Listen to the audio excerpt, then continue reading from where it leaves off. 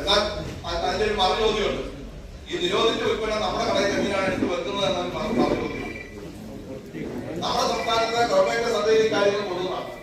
സർക്കാർ പറയുന്നത് നമ്മുടെ സംസ്ഥാനത്ത് ഇത് ഉത്പാദിപ്പിക്കപ്പെടുന്ന ഒരു കേന്ദ്രവും നമ്മുടെ സംസ്ഥാനത്തില്ല. മറ്റ് സംസ്ഥാനങ്ങളിൽ അത്തരം കേന്ദ്രങ്ങളിൽ ഉത്പാദിപ്പിക്കപ്പെടുന്ന ഉൽപ്പന്നങ്ങൾ ഇങ്ങോട്ട് കൊണ്ടുവരികയാണ്. അതിനെ സഹായിക്കുന്ന സമീപനം നിങ്ങൾ സ്വീകരിക്കാതിരുന്നാൽ പ്രശ്നം തീരും എന്നാണ് സർക്കാർ ബന്ധപ്പെട്ട ഡിപ്പാർട്ട്മെന്റുകൾ പറയുന്നത്. അപ്പൊ ന്യായവും അന്യായവും ആ കാര്യത്തിലുണ്ട്.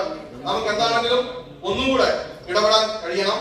അത് കാര്യമായി രംഗത്ത് പ്രവർത്തിക്കുന്ന അതിന്റെ ഓണേഴ്സ് നമ്മുടെ സംഘടന വളരെ കൃത്യമായി പറഞ്ഞിട്ടുള്ള ഒരു കാര്യമാണ്. അവരുടെ ചർച്ചയിൽ തന്നെ ഇത് ചൂണ്ടിക്കാണിച്ചു. കാരണം പ്ലാസ്റ്റിക്കുമായി ബന്ധപ്പെട്ട ഒരു പ്രധാനപ്പെട്ട പ്രശ്നമാണ്. ആ പ്ലാസ്റ്റിക്കിന് ഉയർന്ന ടാക്സ് ഏർപ്പെടുത്തുകയും നമ്മുടെ ക്യാരി ബാഗുകൾക്ക്, പേപ്പർ ക്യാരി ബാഗുകൾക്ക് ടാക്സ് കുറയ്ക്കുകയും ചെയ്യേണ്ടത് ഒരു അനിവാര്യതയാണ് ഇന്നത്തെ സാഹചര്യത്തിൽ. ഇന്ന് പ്ലാസ്റ്റിക്കിന് ടാക്സ് കുറയുകയും നമ്മുടെ പേപ്പർ ക്യാരി ബാഗുകൾക്കും പേപ്പർ അനുബന്ധ ഉൽപ്പന്നങ്ങൾക്കും ടാക്സ് കൂടുകയും ചെയ്യുന്ന ഒരു വിരോധാഭാസമാണ്. ഇത് കേന്ദ്ര സർക്കാരിന്റെയും സംസ്ഥാന സർക്കാരിന്റെയും ശ്രദ്ധയിൽ നമ്മൾ കൊണ്ടുവന്നിട്ടുണ്ട്.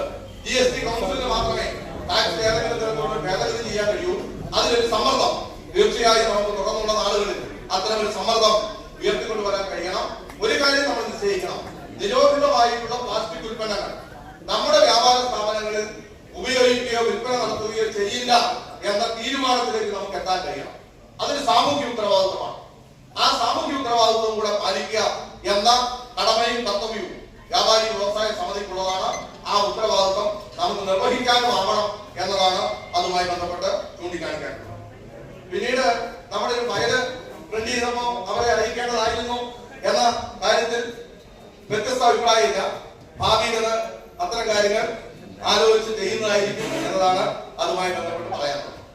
പിന്നെ അവർ സ്പോൺസർ ചെയ്യും എന്നുകൂടെ പറഞ്ഞപ്പോൾ കൂടുതൽ സന്തോഷമായി. ഇനിയുള്ള കാര്യങ്ങളിൽ